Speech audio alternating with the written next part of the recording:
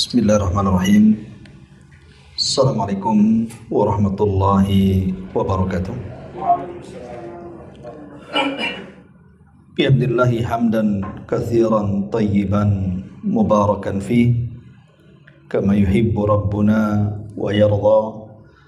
Asyhadu an la ilaha illallah wahdahu rabbi la syarikalah wa asyhadu anna Muhammadan abduhu wa rasuluhu alladzi la nabiyya ba'dah. Amma ba'du. Alhamdulillah di siang hari ini, di tengah-tengah kesibukan ibu bapak sekalian, saya menyempatkan diri untuk duduk bermajelis ilmu, beriman sesaat walaupun 1 jam atau 1 jam lebih. Tak lupa salawat juga salam kita hadiahkan kepada Rasul kita Nabi besar Muhammad sallallahu alaihi wasallam. Baik, kita akan lanjutkan kajian kita masih membahas kitab Arba'in Nawawi, di mana kita sudah masuk hadis ke-20 dari hadis Abi Mas'ud Uqbah ibn Amr al-Ansari al-Badri radhiyallahu anhu. Baik, kita akan baca. An Abi Mas'udin Uqbah bin Amr al-Ansari al-Badri radhiyallahu anhu qala qala Rasulullah sallallahu alaihi wasallam inna mimma adrakan nasu min kalamin nubuwatil ula idza lam tastahi fasna ma syi'ta. Rawahul Bukhari. Dari Abu Musa Uqbah bin Amr al-Ansari al-Badri radhiyallahu anhu, dia berkata, Nabi sallallahu alaihi wasallam bersabda, sesungguhnya di antara perkataan kenabian terdahulu yang diketahui manusia adalah ucapan, jika engkau tidak memiliki rasa malu maka berbuatlah sekehendakmu.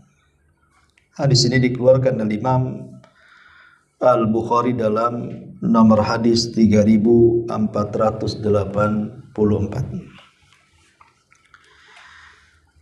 Ma'asyiral muslimin wal muslimat rahimakumullah. Hadis ini adalah hadis yang sangat mulia karena menceritakan satu dari sekian akhlak yang membawa kebaikan, yang disebut dengan al-haya, rasa malu.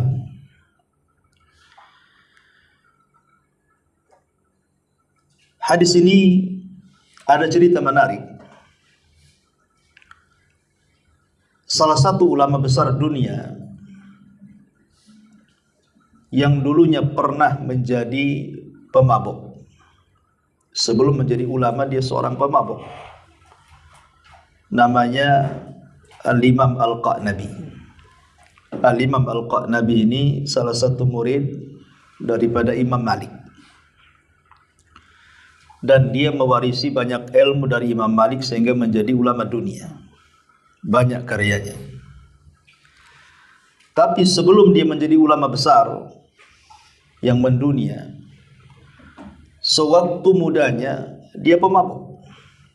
Dia kaya raya, tapi dia habiskan kekayaannya hanya untuk mabuk-mabuk dan main perempuan saja.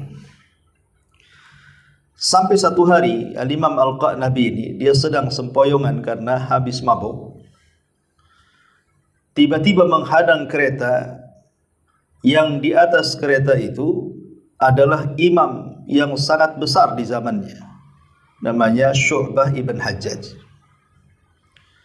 Dan Imam Syu'bah ini imam hadis terkemuka, imam dunia juga. Ketika itu keretanya dihadang oleh Al-Imam Al-Qa'nabi ini. Namanya orang mabuk, dia sengaja lah menghadang, pun dia tidak tahu siapa yang di hadapannya. Jadi murid-murid Imam Syu'bah itu yang ikut bersamanya memberitahu jangan menghalangi jalan, karena yang akan lewat ini seorang ulama besar. Tetapi karena Imam Qa'nabi ini masih mabuk, dia tidak mau beranjak dari jalannya, tetap menghalangi jalan. Sampai akhirnya dia bertanya, siapa yang ada di atas kereta itu? Maka para muridnya mengatakan, wailaka, celaka engkau, dia adalah imamuna, imam kami. Dia adalah guru besar kami, Syu'bah ibn Hajjaj. Kemudian Imam Qanabi mengatakan, siapa? Syu'bah. Syu'bah ini siapa? Orang mabuk kan, enggak tahu apa-apa. Maka orang itu mengatakan, para murid-muridnya, dia adalah imam muhaddithin, imamnya pakar hadis. Kemudian Imam Qanabi malah mengatakan, kalau begitu saya ingin minta satu hadis kepadanya. Kalau dia memang seorang imam hadis, saya ingin minta satu hadis. Orang dulu mabuk saja masih kenal hadis. Orang sekarang mana ada mabuk ya mabuk ya. Jadi Syu'bah ini ketika mendengar hal itu, dia mengatakan, baik, asal jangan menghalangi jalanku. Seorang ulama besar tentu tidak sembarang memberi hadis. Akhirnya dia membacakan hadis ini. Dia mengatakan dari Abi Mas'ud Uqbah ibn Amir al-Ansari al-Badri radhiyallahu an, Nabi SAW bersabda, inna mimma adrakan nas min kalamin nubuwatil ula idza lam tastahi fasna ma syi'ta. Sesungguhnya di antara ucapan yang biasa diucapkan manusia dari ucapan kenabian yang terdahulu adalah, apabila engkau tidak punya rasa malu, maka silahkan berbuat sekehendakmu. Maka ditangkaplah hadis ini oleh Imam Qanabi. Entah kenapa terekam terus hadis ini. Memang saya ini tidak punya malu, katanya. Kenapa saya habiskan hidupku untuk mabuk, main perempuan dan begitu seterusnya. Akhirnya semakin direnungkan hadis ini, semakin sadar dia. Sejak itulah dia bertekad untuk tidak menyentuh lagi minuman keras, tidak lagi menyentuh dengan dunia-dunia kemaksiatan, dan ia ingin fokus belajar. Sejak itu dia habiskan kekayaannya hanya untuk keliling dunia mencari guru-guru hebat. Salah satunya Imam Malik. Imam Malik ibn Anas, pencetus madhab Maliki. Maka lambat laun akhirnya sudah bertahun-tahun dia belajar, kemudian menjadi ulama besar. Ulama dunia, siapa yang tidak kenal Imam Qanabi dalam deretan ulama-ulama besar dunia.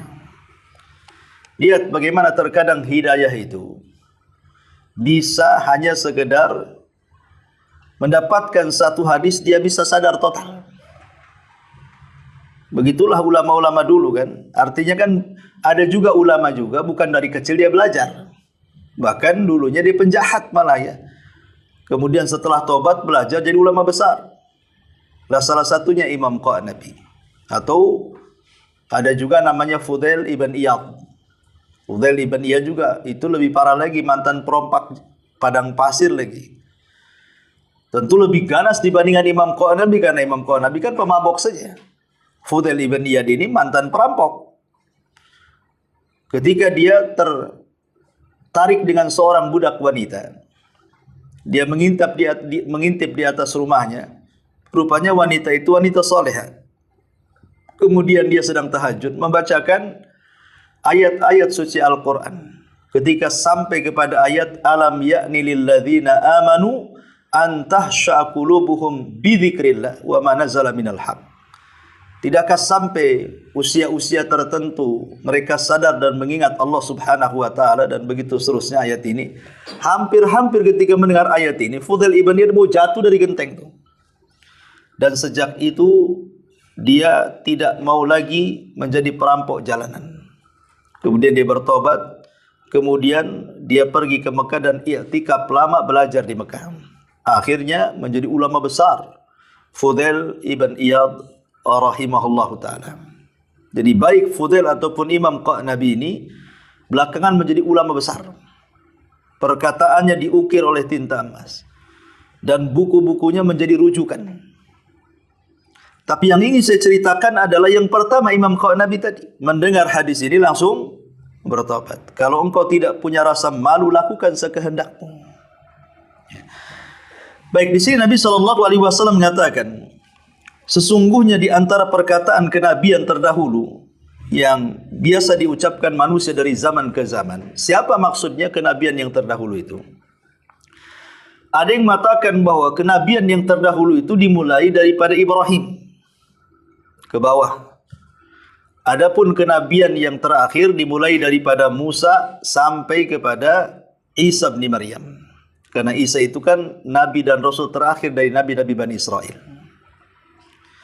Tapi ada juga yang mengatakan bahwa kenabian yang pertama itu maksudnya seluruh nabi sebelum nabi. Seluruh nabi sebelum Nabi Muhammad SAW dikatakan kenabian yang pertama. Dari Isa sampai Adam. Itu disebut nubuwatul ula. Adapun kenabian terakhir ya Rasul kita Muhammad SAW itulah. Makanya disebut akhirul anbiya wal mursalin. Pemimpinnya para nabi dan rasul. Lah, perkataan ini, kalau engkau tidak punya rasa malu, lakukan sekehendakmu. Ini ucapan para nabi sejak zaman dulu. Mereka mengatakan kalimat ini. Sampai kepada zaman Nabi SAW, Rasul hanya menyampaikan perkataan para nabi. Rasul pun meriwayatkan dari perkataan para nabi yang terdahulu adalah kalau engkau tidak punya rasa malu, maka lakukan sekehendak. Lalu apa sih definisi malu itu? Definisi malu itu apa? Definisi malu itu maksudnya seseorang menjauh dari sesuatu yang bisa merusak kehormatan. Itu rasa malu. Jadi rasa malu itu maksudnya seseorang menjauh dari sesuatu yang bisa merusak kehormatan dia, marwah dia. Bukan maksudnya rasa malu yang biasa dipahami di masyarakat. Tanya tetangga, malu saya. Bukan itu. Ya, itu dalam bahasa Arab namanya khajal. Kalau dalam yang kita bahas ini namanya al-haya. Ya artinya malu juga. Tapi yang dimaksud malu di sini artinya meninggalkan sesuatu yang bisa menghancurkan muruahnya, kehormatannya. Baik, ya. Malu ini adalah akhlak para nabi. Kita akan contohkan bagaimana malunya para nabi. Pertama kita akan mengkisahkan tentang kisah Nabi Allah Adam alaihi salatu wassalam dan istrinya Hawa. Bagaimana kedua manusia mulia ini mengajarkan rasa malu. Dikisahkan bahwa saat keduanya terperangkap dengan waswas syaitan, berakhir dengan melanggar perintah Allah agar jangan dekat kepada pohon larangan karena terkena waswas. Akhirnya mendekat juga dia. Karena dekat penasaran, karena penasaran dipetik, karena sudah dipetik ingin dirasakan. Akhirnya dimakan. Ketika Adam dan Hawa memakan buah itu, maka Allah Subhanahu wa taala murka. Kemudian melucuti seluruh pakaian Adam dan Hawa. Jadi setelah dia memakan buah itu murka, tiba-tiba pakaian yang ada di badannya hilang semua. Sehingga keduanya telanjang. Tidak ada satu helai kain pun yang menutupi keduanya. Adam malu dengan Hawa dan Hawa pun malu dengan Adam. Akhirnya mereka berpisah. Mereka bersembunyi di pepohonan sorga. Tapi pohon-pohon di sorga juga bisa bicara masalahnya. Sehingga mereka kemudian malu dengan pohon ini, sembunyi di pohon itu. Malu dengan pohon itu, sembunyi. Akhirnya tidak ada tempat untuk bersembunyi di sorga itu. Lah dari situ kita tahu bagaimana Adam alaihi salatu wassalam mengajarkan kepada sifat malu karena auratnya terbuka. Begitu juga Hawa, makanya dia berusaha mencari tempat untuk bersembunyi supaya auratnya tidak tampak. Itulah bentuk bagaimana rasa malunya. Karena malunya yang bersangatan, karena takut tampak auratnya di mata para penduduk sorga. Akhirnya Adam dan Hawa pun mengutip dedaunan. Dedaunan yang ada di sorga, kemudian berusaha merangkainya dan menutupkan kepada auratnya. Ini bentuk bagaimana Adam dan Hawa memiliki rasa malu yang terpuji. Ya. Ma'asyiral muslimin wal muslimat rahimani wa rahimakumullah. Kemudian kisah yang lain, kisah Nabi Musa. Kisah Nabi Musa ini, kita tahu bahwa kaumnya Nabi Musa Bani Israel, kalau mereka mandi, itu sudah terbiasa di sungai. Samalah orang-orang desa dulu ya. Saya masih ingat, saya masih SMP dulu itu pernah main-main ke saudara di Banyuwangi. Ya. Itu kalau pagi-pagi jam 3 itu, daerah Rogo Jampi kalau nggak salah itu. Itu mereka ke sungai, jam 3 malam tuh ke sungai. Ya, untuk buang hajat tuh, nyuci dan begitu seterusnya di zaman itu. Saya juga heran kan di zaman, tapi zaman sekarang udah nggak ada karena hampir setiap rumah ada kamar mandi kan gitu. Apalagi sungai-sungai di zaman sekarang juga sudah banyak berubah. Di kampung saja di Jawa Barat itu ada 3 sungai. Dulu masih bisa mandi, sekarang semua jadi buangan limbah tahu. Ya, sudah nggak bisa lagi dipakai. Tapi intinya bahwa di zaman kita saja sudah sering ke sungai, apalagi di zaman Nabi Musa kan gitu ya, sudah zamannya berapa abad. Jadi Bani Israel biasa mandi di sungai itu. Sudah gak punya rasa malu. Ya, buka-buka aurat dan begitu seterusnya. Lah Nabi Musa itu tidak mau gabung kalau mandi. Dia mandi sendiri. Sehingga Bani Israel ini tidak paham bahwa seorang Nabi itu memiliki sifat malu, tidak mau menampakkan auratnya. Difitnahlah Nabi Musa. Jangan-jangan Musa nggak mau mandi sama kita itu, jangan-jangan dia punya penyakit yang membuat malu kalau kelihat oleh kita. Entah mungkin lepra atau borok atau apa dalam badannya. Intinya ada penyakit dalam badannya yang tidak boleh orang lihat, makanya dia mandi sendiri. Lah berita ini menyebar. Bagaimana seorang Nabi Musa loh, privasinya dilecehkan, difitnah macam-macam. Tentu Nabi Musa ini penyabar orangnya. Makanya salah satu pelajaran Nabi SAW saat berjumpa dengan Nabi Musa di langit kelima itu adalah kesabaran Nabi Musa ketika mengobati Bani Israel. Makanya Rasul sampai mengatakan rahimallahu akha Musa. Semoga Allah merahmati saudaraku Musa. Laqad udhiya katsiran fasabara. Sudah banyak ujian yang dia derita di tengah Bani Israel, tapi dia sabar. Itulah yang dijadikan pelajaran Rasul, sabar dalam berdakwah. Tetapi bagaimanapun seorang Nabi dilecehkan, Rasul mengatakan dalam hadis qudsi, man ada li waliyan faqad adantu bil harbi. Siapapun yang melecehkan wali-wali kami, maka dia sama saja menempuh genderang perang bersama Allah. Allah tidak terima.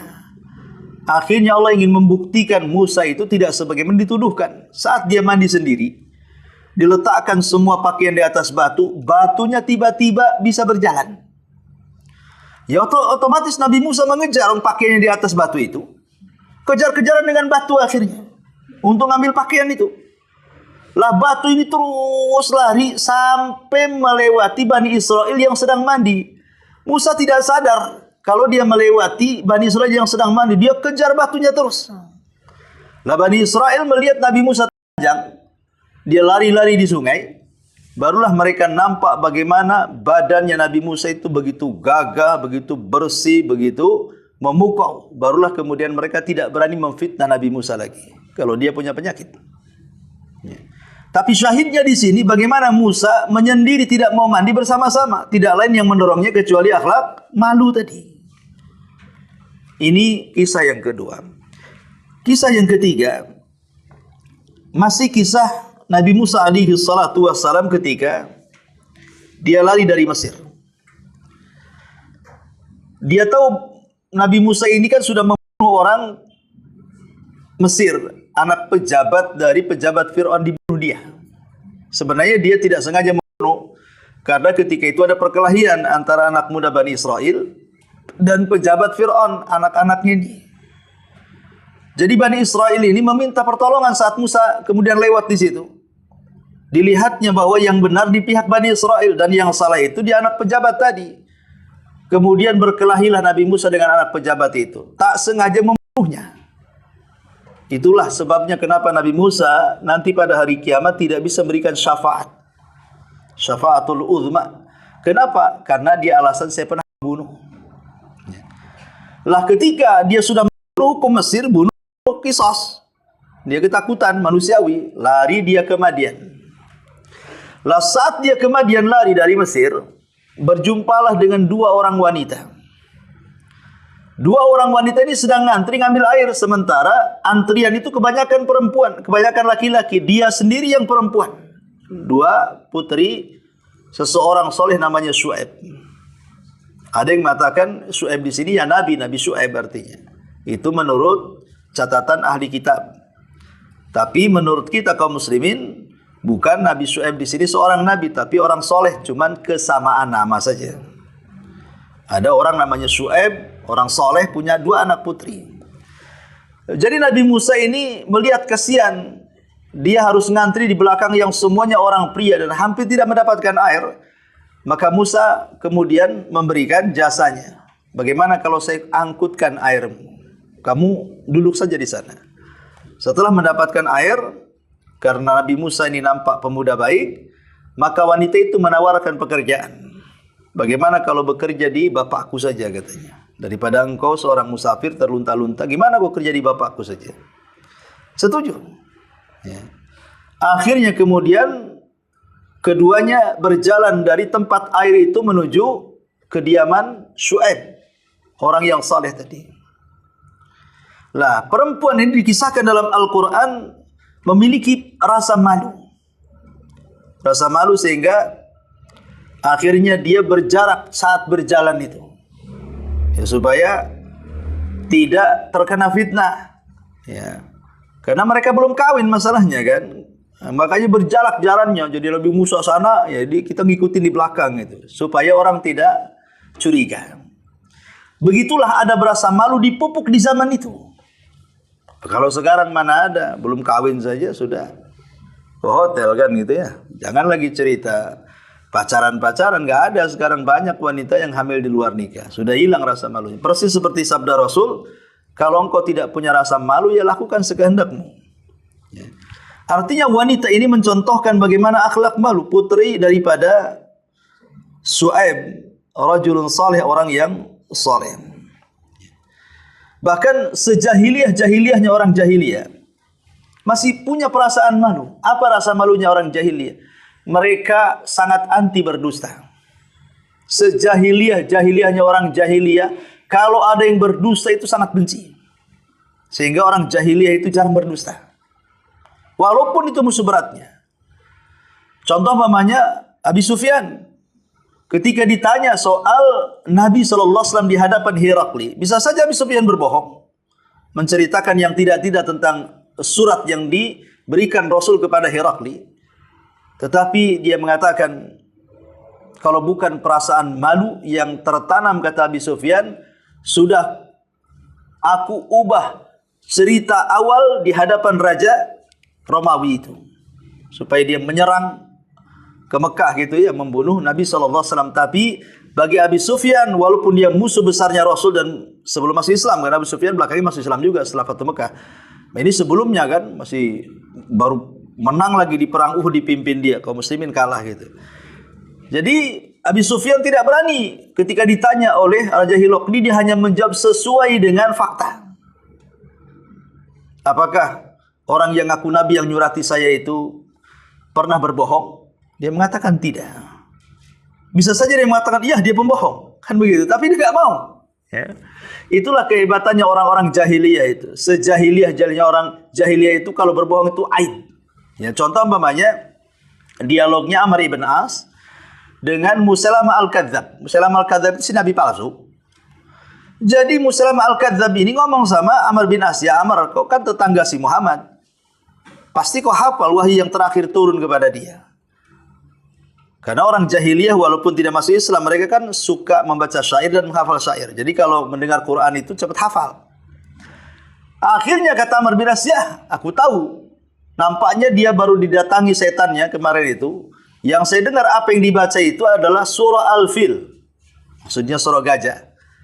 Alam tara kaifa fa'ala rabbuka bi ashabil fil alam yaj'al kaidahum fi tadlil wa arsala alaihim tayran ababil tarmihim bi hijaratin min sijil faja'alhum kasimah. Inilah yang saya dengar terakhir Muhammad itu mengucapkannya. Apa kata Musailamah al-Kadzab si nabi palsu? Oh, kalau hanya surat itu saja, Jibril semalam datang kepadaku. Dia pun memberi surat, cuman bukan surah gajah al-fil, tapi surah kodok katanya. Surah Difda. Kata Musalamah, wahai Amr, kau ingin tahu bunyi surat kodok itu? Kata Musalamah, sebutkan surat kodok itu apa?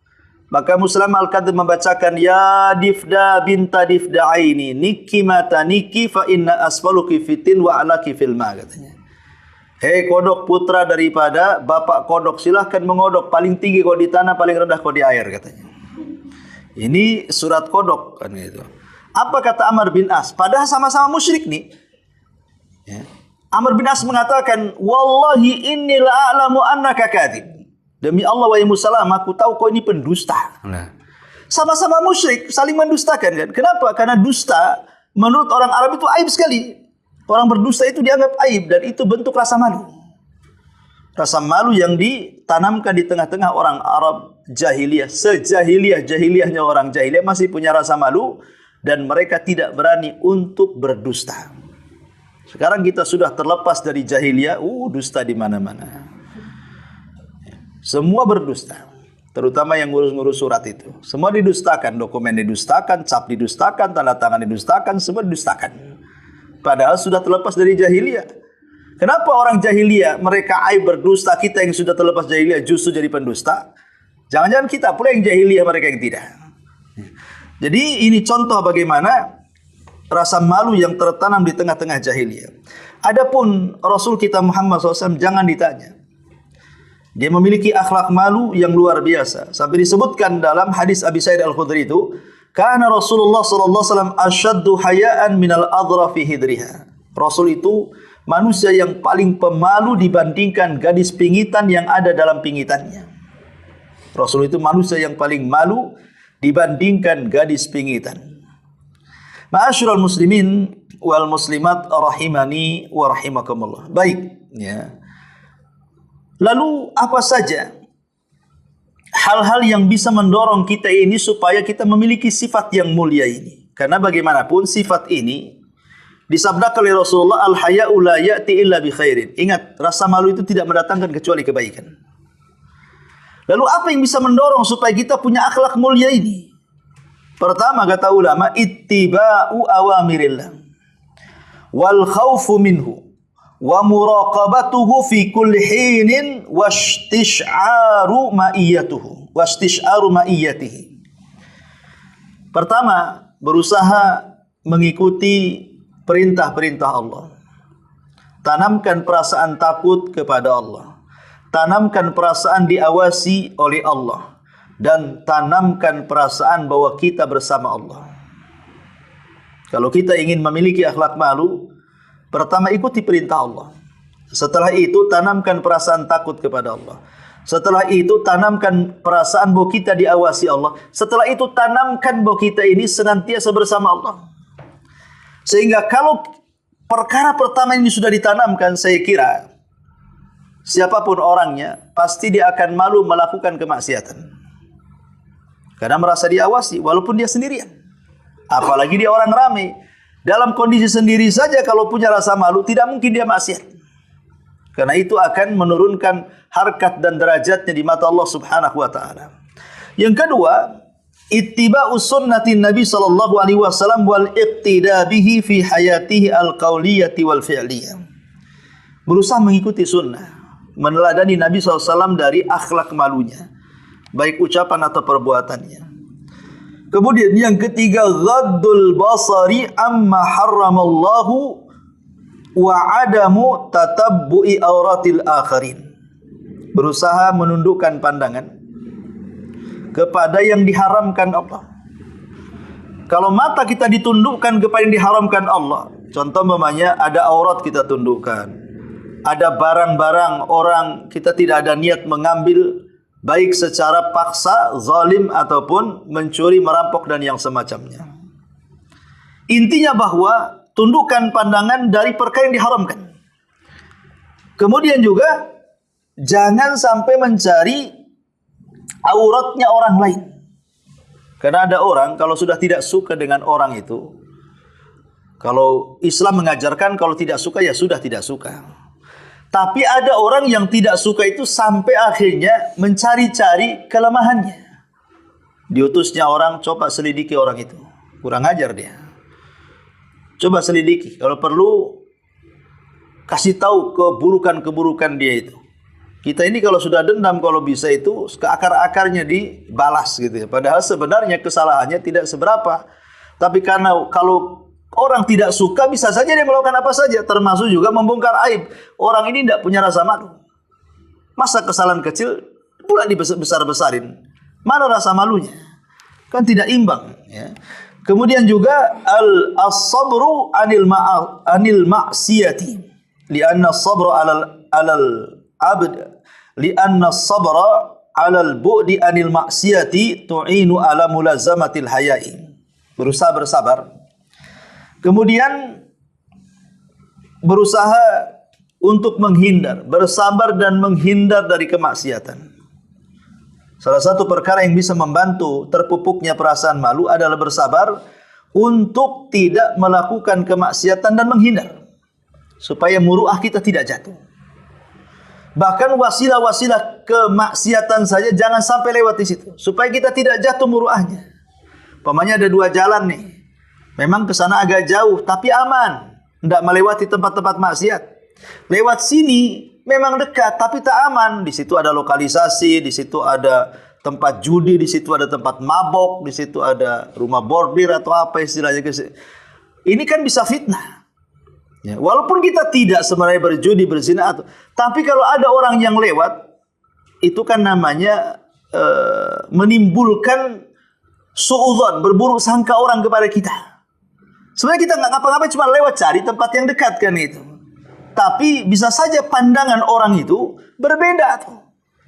Makanya orang yang punya rasa malu pasti akan memegang muruahnya. Jangan sampai jatuh gara-gara lewat di situ.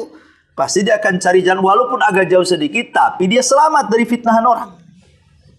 Nah ini juga salah satunya sabar, bukan hanya dari maksiat, bahkan dari wasilah-wasilah kemaksiatan. Termasuk juga mujalah satu man yattasib bisifatil haya. Cari teman-teman, kawan-kawan yang memiliki sifat yang seperti ini supaya tertular kepada dia. Jangan pula cari teman yang tidak punya rasa malu. Ngomong asal ngomong, berjalan asal jalan gitu ya, tidak pernah diperhatikan jalan kemana. Baik, ma'asyiral muslimin wal muslimat rahimani wa rahimakumullah. Kemudian hal-hal yang bisa menghalangi akhlak malu. Kalau tadi kan yang mendorong supaya jadi malu, sekarang kebalikannya. Apa saja yang mencegah orang itu mendapatkan akhlak yang mulia, akhlak malu ini? Pertama, irtikabul ma'asi. Pertama, suka mengumbar kemaksiatan. Kalau orang mengumbar kemaksiatan, maksiat apa saja sebutkan, maka dengan sendirinya akan hilang perasaan malunya itu. Bahkan tidak punya malu lagi. Tidak akan malu. Contoh orang mabuk. Mungkin awalnya dia malu, sembunyi dia mabuknya. Tapi kalau sudah hilang akal, keluar dia. Bisa mencelakakan orang. Karena bagaimanapun khamr itu kan umul khabais. Dia induk daripada sebuah keburukan. Awalnya sembunyi-sembunyi, tapi kalau sudah hilang ingatan, dia bisa berkeliaran tuh. Sambil megang botol, sambil teler-teler kan. Jadi kalau orang sudah cinta dengan maksiat, dipastikan hilang rasa malunya. Yang kedua, masuk dalam kubangan syahwat. Nah, apa namanya, seperti mungkin syahwat ini terkadang awalnya mubah, tapi terkadang mubah ini mengantarkan kepada yang diharamkan. Contoh umpamanya nonton bola. Nonton bukan perkara mubah saja itu. Namanya orang nonton bola. Tapi masalahnya kadang-kadang orang yang main bola pun auratnya nampak. Aurat laki-laki itu kan selutut sampai sepusar kan. Kalau kolornya bola itu kan di atas lutut itu kan. Nampak aurat juga sebenarnya. Kalau secara Islam ya. Oke lah, sekarang mereka menutup lutut mereka dengan celana mereka. Tapi orang kalau sudah hobi bola, dia bisa loh tidak tidur semalaman. Mungkin kopinya 1 ember, rokoknya mungkin 1 balok gitu ya. Yang penting nggak ngantuk biar tahu siapa yang menang, siapa yang kalah. Nanti kalau sudah dekat-dekat waktu subuh nggak punya rasa malu dia, tidur dia. Kan begitu ya. Ada orang-orang yang kemudian justru mempertukarkan hawa nafsunya. Dia tidak tahu bahwa ada kewajiban yang harus dilaksanakannya, sholat subuh. Walaupun tidak berjamaah sendiri, tapi tidak mau mengerjakannya. Alasannya sudah ngantuk berat kan itu. Sudah puas. Tapi sholat tidak puas. Kenapa nonton bisa puas? Samalah contoh umpamanya kita ini dapat SMS dari atau dapat surat dari luar negeri. Dari kawan, kita punya kawan di luar negeri. Menyurati kita pakai bahasa Inggris. Kita tak bisa bahasa Inggris. Pasti kita pengen tahu kan isi suratnya apa. Dia pasti akan nyari-nyari orang yang bisa bahasa Inggris supaya diterjemahkan. Kenapa kepada perkara-perkara seperti ini kita sampai mencari-cari penerjemah supaya kita paham, sementara Al-Quran yang kita baca, yang merupakan wahyu, yang membimbing depan kita, tidak terpikir walaupun kita tidak bisa bahasa Arab, cari orang bisa bahasa Arab. Ini apa sih maksudnya? Nah, kenapa kok surat saja dalam bentuk bahasa Inggris dia nyari-nyari terjemahannya supaya paham? Kok Quran tidak mau mencari-cari supaya kita paham? Nah ini kan salah tempat namanya di sini. Nah itulah karena alasannya tidak punya rasa malu, terlampau mengikuti syahwat, naudzubillah. Ya. Ma'asyiral muslimin wal muslimat rahimani wa rahimakumullah. Adapun keutamaan daripada akhlak yang mulia ini sendiri. Banyak sekali keutamaan yang akan didapat bagi orang-orang yang memiliki sifat malu ini. Baik, yang pertama, bahwa malu tadi saya sebutkan termasuk sifatnya para nabi. Jadi kalau kita berakhlak dengan akhlak malu berarti telah berakhlak dengan sifatnya para nabi. Yang kedua, malu ini tidak mendatangkan kecuali kebaikan. Malu tidak akan mendatangkan kecuali kebaikan berdasarkan hadis Nabi. Kata Nabi SAW, al-haya'u la ya'ti illa bi khairin. Perasaan malu itu tidak mungkin mendatangkan kecuali kebaikan. Kemudian yang ketiga, malu ini bagian daripada iman. Perasaan malu ini bagian daripada iman. Kata Nabi SAW, iman itu banyak cabangnya. Yang paling tinggi ucapan la ilaha illallah, yang paling rendah membuang perkara yang bisa mengganggu orang yang lewat di jalan. Kemudian Rasul mengatakan di akhir hadis, wal haya'u syu'batun minal iman. Malu itu bagian daripada cabang-cabang keimanan. Artinya kalau orang masih punya malu berarti masih punya iman. Ya, masih ada imannya lah. Kalau masih punya malu. Tapi kalau orang sudah tidak punya malu, maka dilemahkan imannya.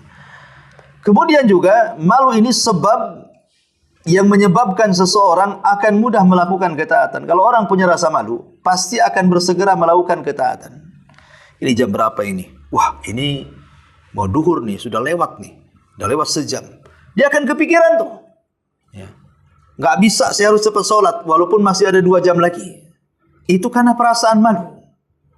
Makanya dia akan bersegera tuh. Ini jam berapa ini? Saya belum ngaji nih. Ya. Dan begitu seterusnya. Pokoknya akhlak malu ini pasti akan mendorong orang untuk lebih taat lagi. Tapi kalau yang nggak punya malu ya nggak peduli amat kan itu. Yang sholat pun paling di akhir-akhir kan duhur 2:30, asar 5:30, nanti maghrib dekat isya, isya pula dekat subuh, subuh pula matahari terbit kan itu kan repot kalau kayak gini nih. Nah itu kalau sudah tidak punya rasa malu pasti menerjang semua kewajiban. Ya jadi di sini malu juga menjadikan sebab terdorongnya untuk banyak melakukan ketaatan kepada Allah Subhanahu wa taala.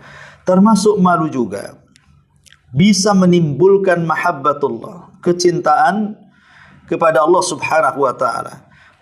Rasul mengatakan innallaha idza an'ama ala abdin yuhibbu an yura atharan ni'mati alaihi.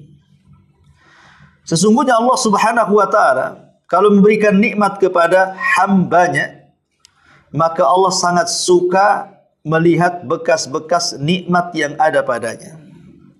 Wa yakrahul bus wat tabaus wa yubghidus sa'il wa mulhib wa yuhibbul hayyu al afifu al mutaaffifu. Dalam hadis ini redaksi yang terakhir wa yuhibbul hayyu, Dan Allah itu suka kepada orang-orang yang masih mempertahankan sifat malu. Kenapa?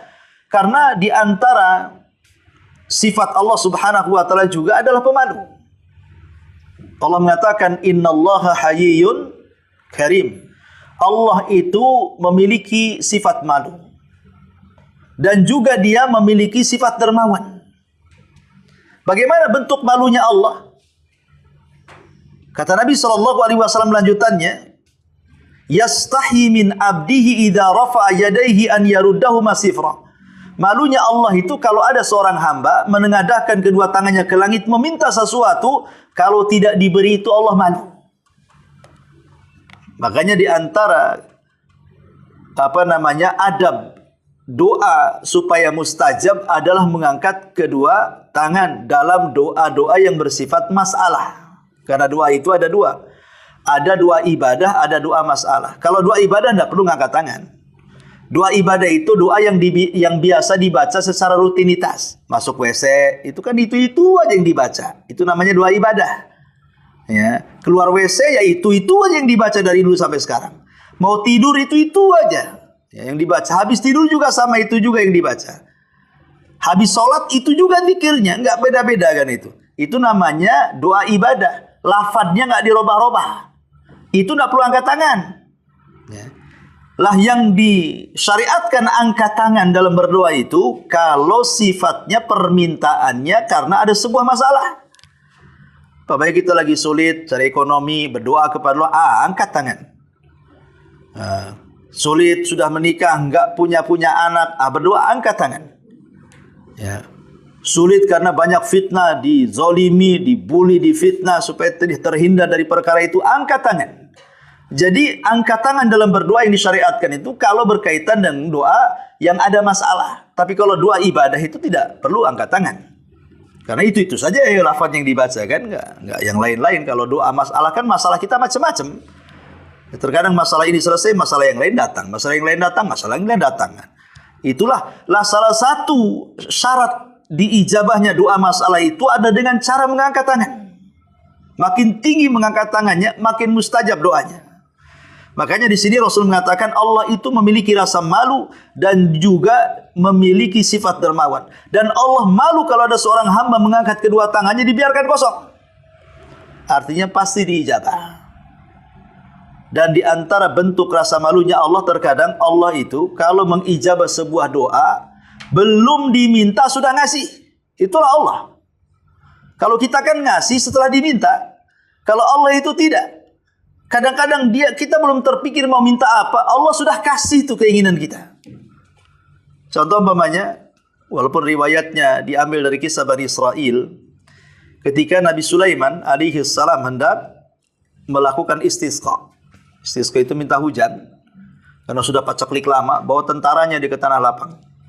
Rupanya di tengah jalan dia melihat ada semut-semut yang terlentang ke langit semuanya. Rupanya mereka juga sedang sholat istisqa dengan gaya mereka.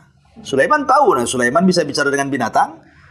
Ya kan? Sulaiman paham itu bahwa semut-semut sedang terlentang ke atas minta hujan.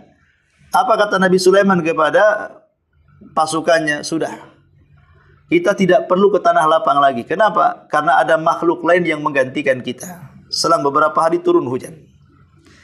Menunjukkan apa? Sulaiman belum minta, udah dikasih hujan kan gitu ya. Siapa yang minta? Semut itu yang minta.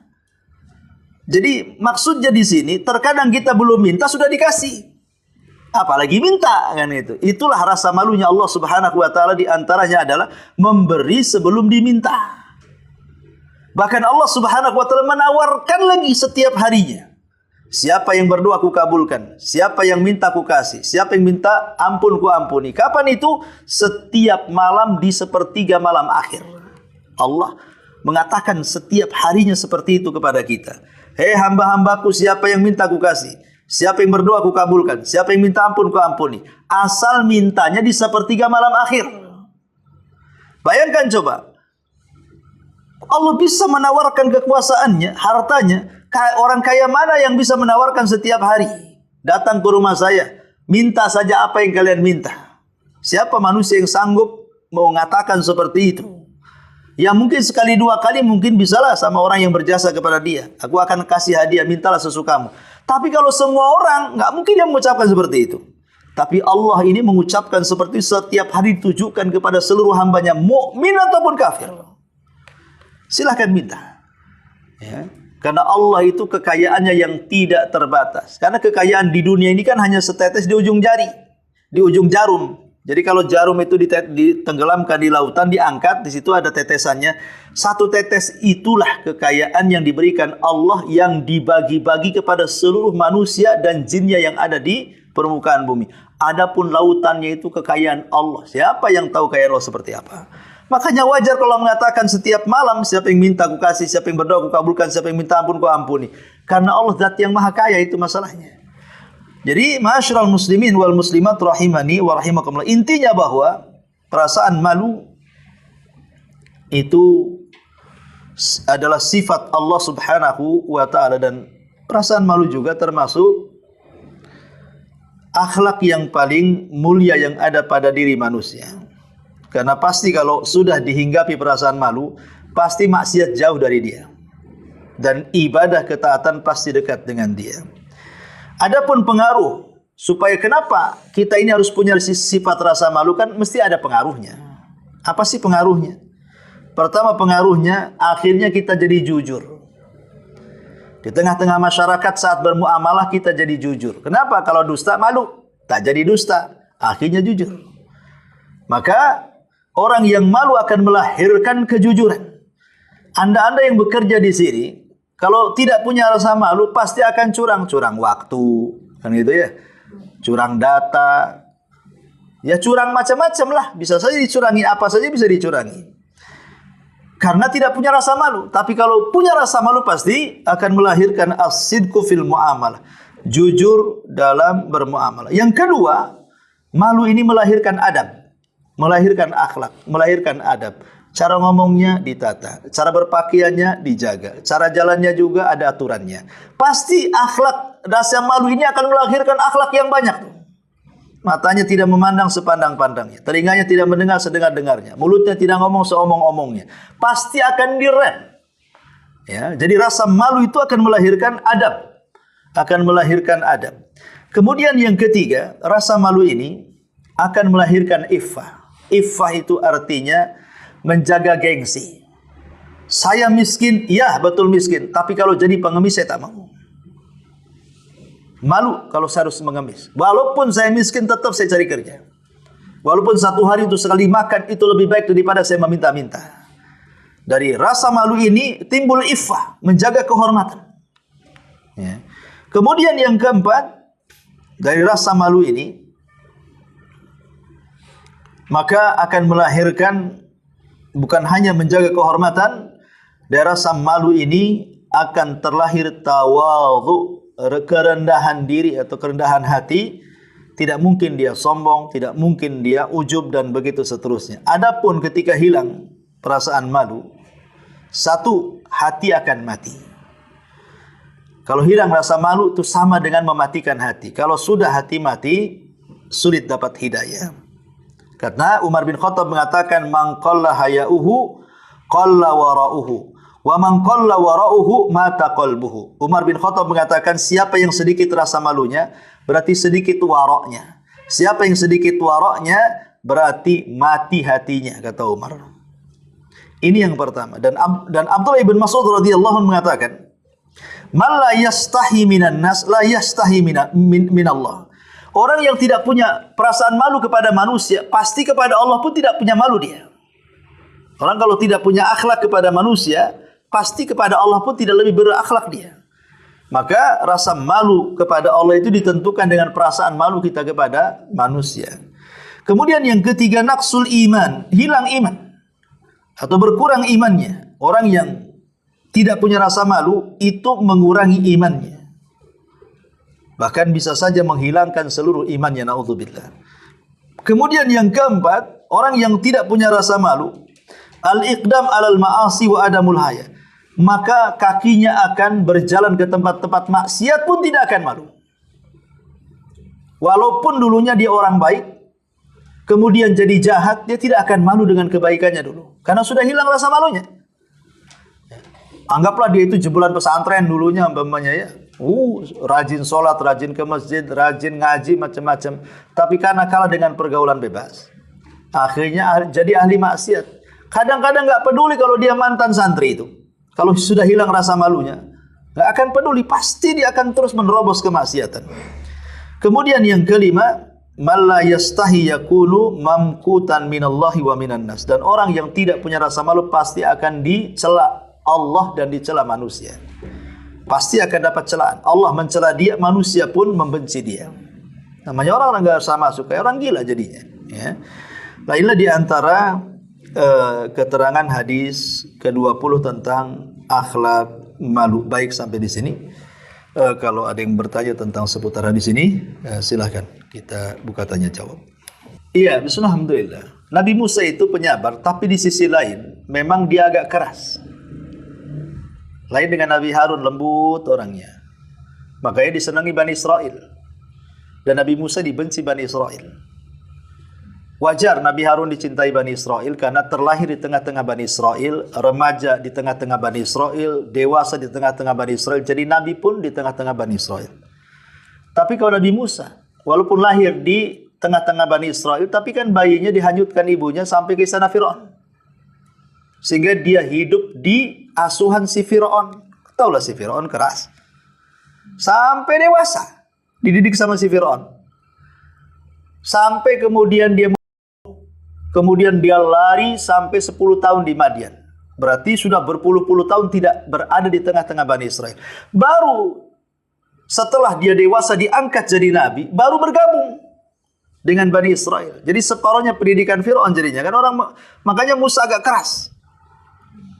Tapi dia sabar, walaupun keras dia sabar dengan Bani Israel ketika berdakwah. Pamannya Bani Israel ini minta mujizat, dikasih mujizat, sabar sebentar. Nanti mereka sadar sebentar tuh. Nanti lama-lama kambuh lagi penyakitnya, minta mujizat lagi. Ngancam makan, jadi kalau engkau kasih kami akan keluar dari agamamu. Contoh ketika mereka meminta kepada Nabi Musa, la nu'mina laka hatta narallaha jahra. Musa, kami tidak ingin mendengar kalam Rabbmu saja. Kami ingin melihat sampai ke wajah-wajahnya. Akhirnya apa? Dihukum oleh Allah. Datang halilintar. Mati semua 70 orang pilihan Nabi Musa. Udah lancang itu kan. Tapi ketika kemudian mati, Musa sedih. Dan mengatakan, ya Allah, bisa nggak kau hidupkan kembali? Mereka murid-muridku sudah lama aku didik. Masa kau bunuh? Katanya. Akhirnya dihidupkan kembali. Setelah hidup baru mereka tobat. Setelah tobat lama, mulai lagi dia.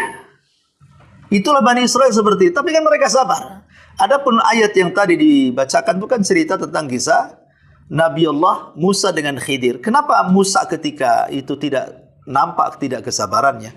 Karena apa yang dilakukan Nabi Khidir itu bertentangan dengan ajaran Nabi Musa.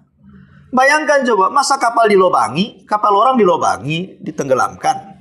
Anak orang dibantai. Nah sekarang kan pertama naik kapal, udah nggak bayar.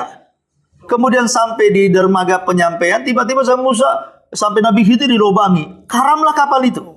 Gimana ini ceritanya? Udah nggak bayar merusak kapal. Ya kan Nabi Musa jadi jengkel kan gitu ya. Kemudian tiba-tiba ke daratan. Ada anak-anak kecil yang sedang bermain, ditangkap satu kemudian disembelih. Ini ajaran apa ini kan begitu? Ya Musa nggak sabar lah. Nah, tiba-tiba udah kelaparan, akhirnya kelaparan, pengen makan, udah lama tak makan. Masuk ke sebuah desa, minta makanan, satu desa bakhil. Mungkin namanya desa bakhil. Itu nggak mau ngasih. Terpaksa akhirnya, udahlah kalau gitu cari tempat lain saja katanya. Tiba-tiba sampai di perbatasan desa, ada rumah bobrok mau roboh. Nggak ada penghuninya, nggak tahu siapa pemiliknya. Kata Khidir, Musa tunggu, kita perbaiki rumah ini. Kata Nabi Musa, ya Khidir, bagus kita cari rumah yang bobrok, jelas penghuninya. Kita dapat upah, bisa makan. Ini nggak ada penghuninya, tiba-tiba diperbaiki, udah nggak dapat upah, tak dapat makan. Ya wajar lah kalau dia nggak sabar kan, karena kan fitrahnya itu bertentangan gitu ya kan. Nah, makanya dia minta terus. Tapi Nabi Khidir kan ngancam, kalau kau tak sabar gak usah ikut aku. Nggak usah aku kan gitu. Tapi Musa kan karena ini perintah Allah mau tidak mau ikut. Nah, karena bagaimanapun Nabi Khidir tidak memiliki ilmu yang dimiliki Nabi Musa. Dan ada ilmu yang ada pada Khidir, Musa tidak punya. Nah, jadi saling berguru bahasanya kan gitu. Baru setelah takwilnya, barulah Musa sadar, kenapa aku lubangi kapal? Karena ini kapal milik orang miskin. Itulah perbedaan miskin dengan fakir. Kalau fakir itu memang sama sekali tidak punya pekerjaan. Kalau miskin itu masih punya pekerjaan tapi kurang. Makanya disebut miskin, mereka orang miskin. Punya pekerjaan betul, punya perahu. Tapi kalau perahu ini nampak baik, bisa dirampas sama raja zalim di sini. Makanya dilobangi biar karam. Nanti kalau dipakai tinggal diangkat, ditempel lagi. Ya. Maka selamatlah pekerjaan orang-orang miskin ini. Yang kedua, adapun anak itu yang saya tangkap kemudian saya sembelih sampai mati. Anak itu kalau besar durhaka dengan orang tuanya, dia akan membunuh orang tuanya. Sebelum dia bunuh orang tuanya, aku bunuh dulu. Ya wajar, Nabi, seorang Nabi pasti dapat wahyu. Nggak boleh kita nampak ini anak orang kok nakal kali. Nanti kalau sebesar dia pasti durhaka, aku bunuhlah sekarang kan. Nggak bisa, kita dapat wahyu. Kalau Nabi Khidir dapat wahyu, wajar kan dia bunuh orang kan. Nah, kemudian yang ketiga, kenapa kita harus membenahi rumah itu? Rumah itu, kalau kau tahu sejarahnya, dulu kakek buyut yang ke-9-nya itu orang baik, orang soleh. Nah, sekarang dia punya cucu, berarti sudah generasi ke-9 cucunya ini, ada di kota. Di bawah gubuk reot yang mau rubuh ini, ada harta karun banyak emas di situ. Kalau sampai roboh, kemudian harta karunnya nampak sama desa si bakhil itu, pasti akan diambil. Karena biasanya orang bakhil itu kan terlampau cinta dengan dunia, makanya mereka bakhil. Melihat begitu makin diambil, maka kita jaga.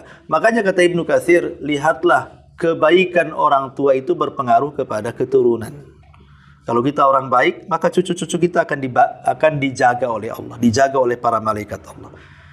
Di sini anak itu dijaga dengan cara apa? Diutusnya 2 nabi yang mulia untuk menjaga harta karunnya. Kenapa? Karena kakek buyut yang ke-9 itu 2 orang baik.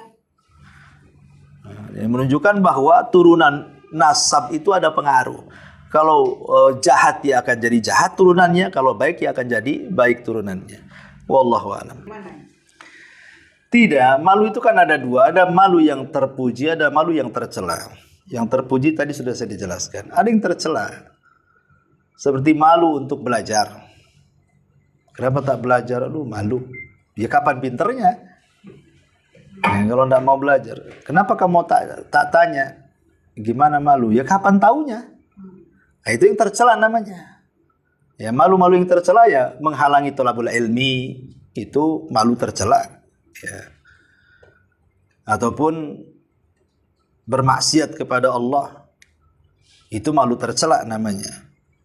Maksudnya malu tercela di sini yang menjadikan orang tidak maju. Kalau dibilang kemunduran, ya enggak juga sebenarnya. Justru kalau orang disuruh belajar malu, itu ya namanya malu tercela namanya.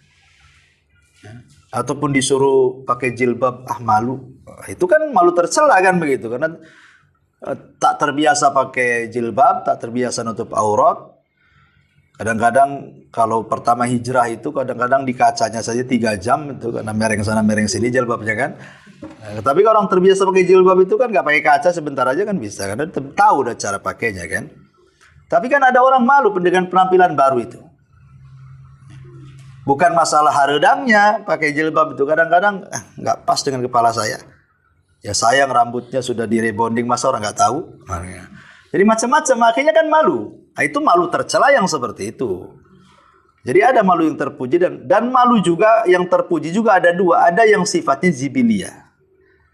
Memang itu fitrah. Allah menghibahkan ada perasaan malu. Mungkin dia tumbuh di keluarga orang baik. Orang-orang desa itu, walaupun mereka mungkin tidak sholat, tidak puasa, tidak zakat walaupun kaya. Anggaplah orang awam seawam-awamnya. Tapi ada sisi baiknya mereka itu. Ya, ajaran orang tua bahasanya gitu ya. Kalau ngomong harus yang bahasa yang ya kalau sama orang tua harus begini. Kalau setara itu namanya rasa malu yang bagus. Tapi sifatnya jibiliyah, artinya itu hibah dari Allah. Tapi ada sifat malu harus dipelajari. Nggak bisa, harus dipelajari. Nah, seperti memangnya dulunya di dunia malam, di dunia gelap, kemudian hijrah yang ngomongnya biasa kasar kan itu. Ketika sudah hijrah kan harus dipelajari, harus diganti kosakatanya. Itu harus dipelajari tuh. Jadi ada malu yang memang sifatnya fitrah, ada yang malu harus dipelajari. Ya, karena saya kenal orang-orang yang dulunya mantan-mantan orang nggak genah bahasanya. Terus hijrah tuh. Kadang-kadang ucapan-ucapan yang zaman jahiliyahnya itu kadang-kadang udah emosi keluar tuh.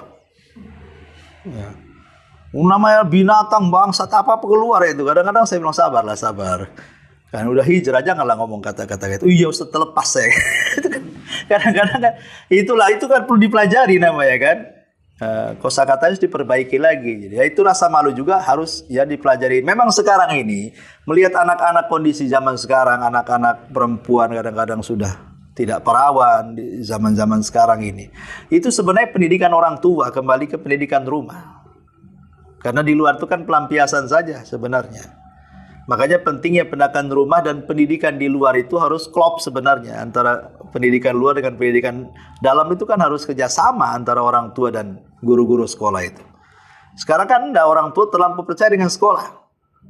Seolah-olah kalau sudah ditaruh di situ dicetak jadi gitu saja modelnya itu kan. Padahal nggak menjamin juga. Apalagi ya maaf sekolah-sekolah negeri yang minim agama. Itu kan luar biasa kadang-kadang.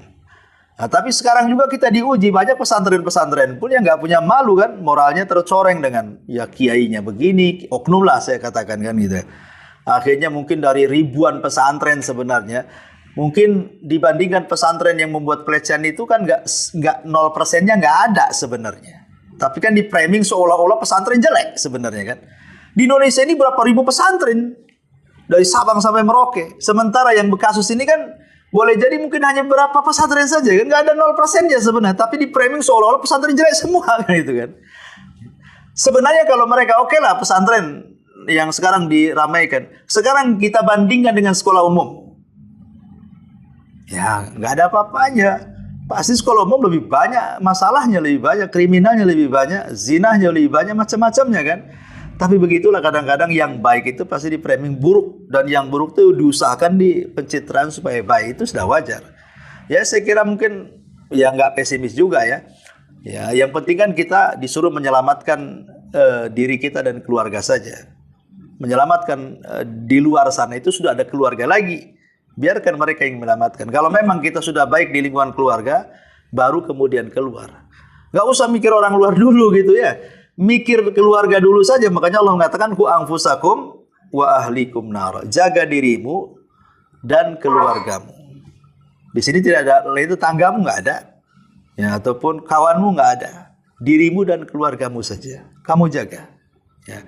Karena itulah yang akan menerbitkan keturunan-keturunan yang baik. Wallahu a'lam. Wah ya. Ya, saya kira cukup. Subhanakallah bihamdika, asyhadu an la ilaha illa anta astaghfiruka wa atubu ilaik.